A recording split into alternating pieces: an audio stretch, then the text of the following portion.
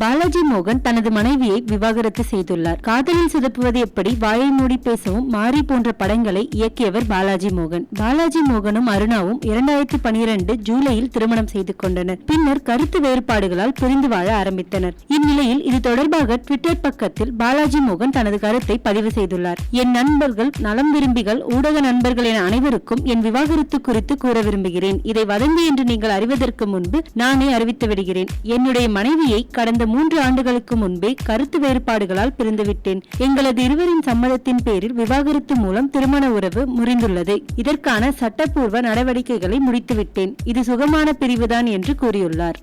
பாண்டியோட கலாட்டா தாங்கல போனை பத்தி பாடியிருக்காரு. பட்டி பார்த்து பெயிண்டிங் பண்ண சைனா மேக்கு, ப்ரொஃபைலில் படத்தை போட்டு காட்டுது ஜோக்கு, என்ன லவ் பண்ணுறன்னு சொன்னது ஃபேக்கு, இப்போ அண்ணனு தான் பேச்ச மாற்றி அடிக்குது பிரேக்கு. படமே ஒரு காமெடி சப்ஜெக்ட் ப்ளஸ் கொஞ்சம் சென்டிமெண்ட்லாம் ஆட் பண்ணியிருக்காங்க. இந்த வருஷம் 2016ஆம் ஆண்டு விஷுவலில் என்னுடைய படங்கள் எதுவுமே வரல. என் பாட்டை விட அவர் பாட்டு நல்லா சூப்பராக இருக்குது. நல்லா செம்மையாக கிராஃபிக்ஸ் பண்ணி எடுத்துருக்கிறாங்க. என் பாட்டில் மட்டும் என்ன ஆட விட்டாங்க நேரடியாக. இது love failure song, wine shop சாங்கெல்லாம் கிடையாது. ஒரு அட்வைஸ் சாங் மாதிரி இருக்கும்.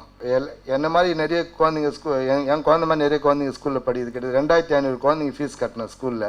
எனக்காக நேரம் ஒதுக்க முடியாது. நானும் லைனில் நின்று தான் ஆகணும். நான் போயிட்டு தனியாக போயிட்டு பணம் கொடுத்து வாங்குற பொருள் இல்லை.